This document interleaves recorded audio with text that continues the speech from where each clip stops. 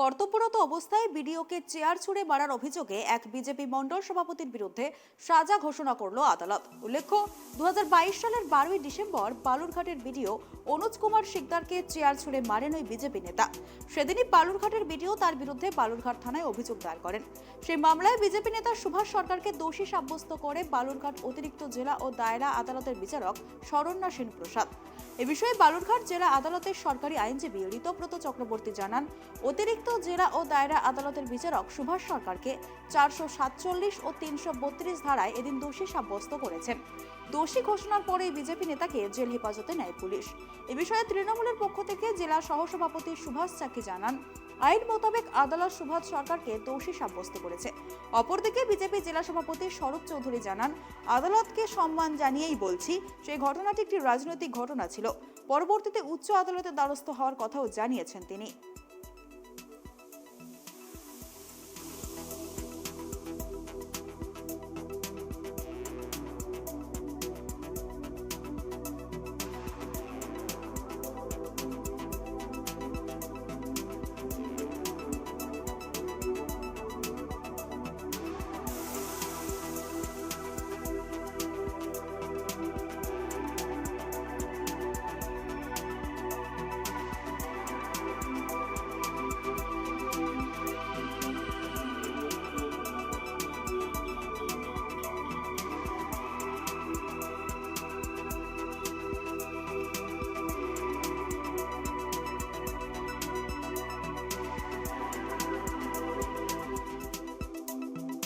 গত ইংরাজির 12/12/2022 তারিখে বালুরঘাটের বিডিও ছিলেন অনুজ শিকদার।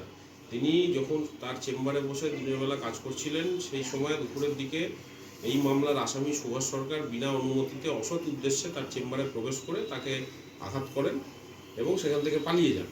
এবং এই গোটা ঘটনাটি ওই ঘরে ইনস্টল এবং অফিসে ইনস্টল সিসি ক্যামেরায় ধরা পড়ে।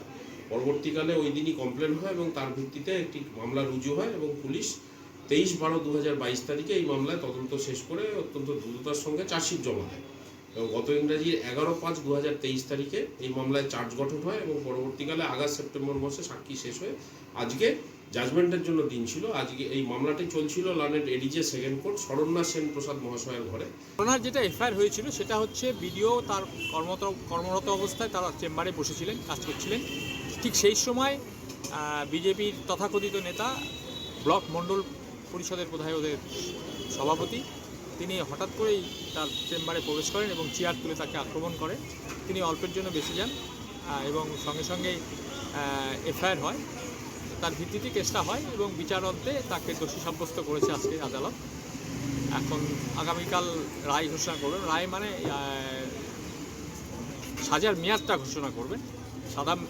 সাজা ঘোষণা করার পূর্বে আসামির কাছ থেকে শুনবেন, সেখানে কোর্ট কী ভিউ নেবেন সেটা তো অগ্রিম আমরা বলতে পারবো না। দেখুন, আমাদের ভারতীয় জনতা পার্টির প্রাক্তন মণ্ডল সভাপতি সুভাষ সরকার আর কিছুদিন আগে তার বিডিও সাহেবের সঙ্গে একটি ঝামেলায় জড়িত হয় এবং তার পরিপ্রেক্ষিতে আর আজকে তার সাজা ঘোষণা হয় বালুরঘাট কোর্টে, আর তাকে দোষী সাব্যস্ত ঘোষণা।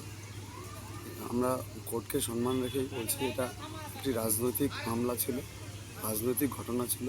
তার পরিপ্রেক্ষিতে আমরা পরবর্তী স্টেপ হিসাবে আমরা হাইকোর্টে যাচ্ছি।